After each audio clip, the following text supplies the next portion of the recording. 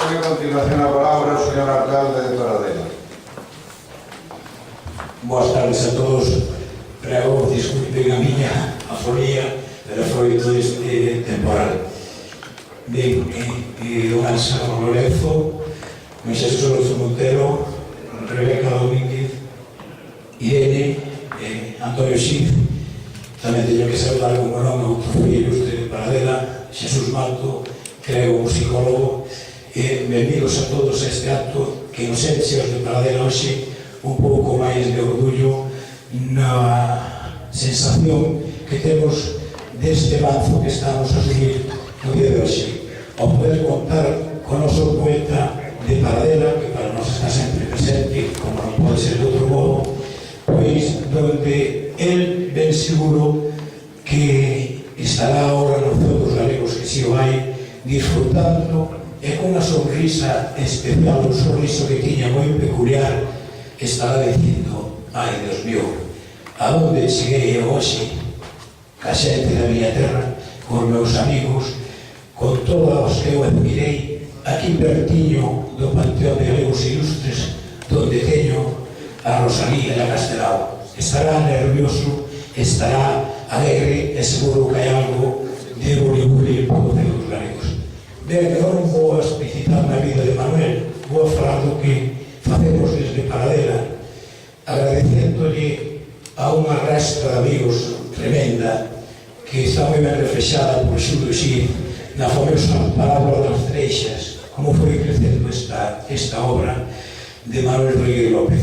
Ben, Manuel Rodríguez López deixanos no mellor da súa vida, 55 anos tiña, xa o habíamos recuperado para nós, para os galegos, para os catalás, para os emigrantes, todos, todo aquilo que tiña que ver algo con Galicia, había sido recuperado en pleno, porque él, desde a súa infancia, ao ser desarraigado aos 6 anos da súa terra de Paradela, a Cataluña, pois non fixo outra cousa que non fora traballar polos galegos e galegas e comprometerse con todo o que tiña que ver ca nosa terra nai.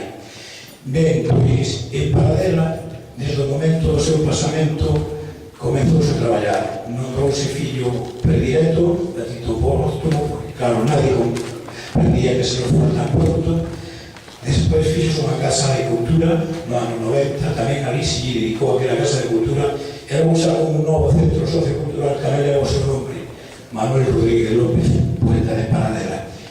E aos 5 anos do seu pasamento comezou un certame literario que vamos a cumplir os 20 anos, no ano 15 deste século, temos 20 anos de certame.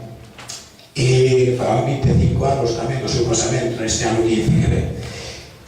Este certame literario, podo decir, sin que nadie me malinterprete, que quizá é o máis concorrido de España.